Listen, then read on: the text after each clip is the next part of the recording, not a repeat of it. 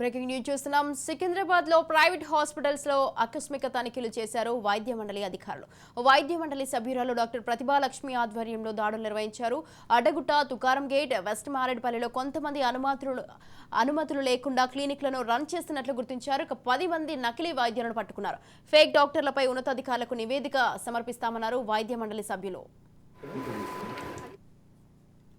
Right, ఈ విషయంపై పూర్తి సమాచారాన్ని మా crime bureau chief Inna Reddy phone line లో ఉన్నారు. ఇన్నారెడ్డి, చెప్పండి. సికింద్రాబాద్ లో ప్రైవేట్ హాస్పిటల్ అయితే ఆకస్మిక తనిఖీలు చేయడం జరిగింది వైద్య మండలి అధికారులు. దీనికి సంబంధించి మీ దగ్గర ఉన్న అప్డేట్స్ ఏంటి?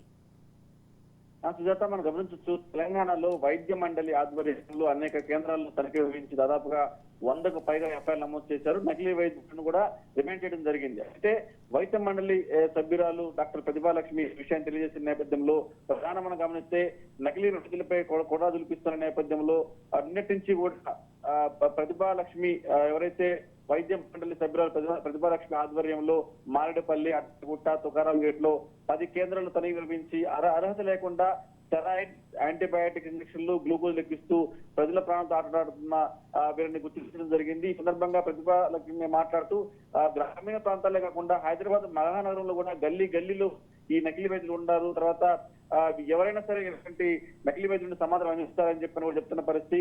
ఒక్కొక్కళ్ళు కూడా 25-30 ఏళ్లుగా చికిత్స అందిస్తున్నారు అని చెప్పని కూడా తమ విచారణలో తేలింది. ఇలాంటి వారి పట్ల ఎట్టి పరిస్థితులు ఉపేక్షించడం లేదు.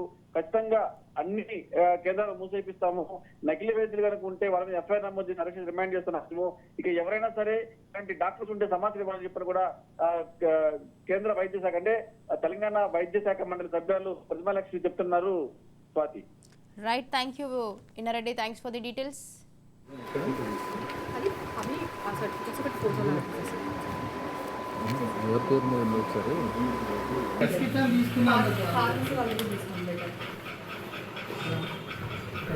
సైన్ చేసి పేరు రాసి ఫోన్ నెంబర్ రాసి నీకేం ఫోన్ రాదు.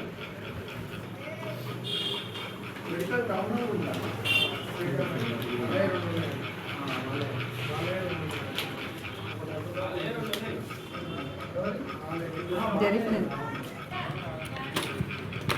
చాలా ఇంజక్షన్స్ అయినా సిగ్నేచర్